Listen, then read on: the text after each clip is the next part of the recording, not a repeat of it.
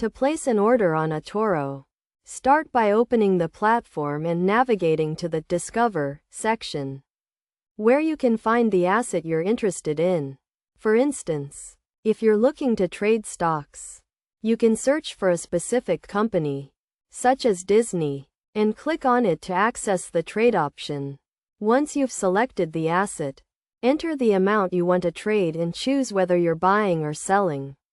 You'll also need to set the details, including stop loss, leverage, and take profit. When it comes to the order type, you have two options: a market order, which executes instantly at the current price, or a limit order, which allows you to set a specific price at which you want to buy or sell.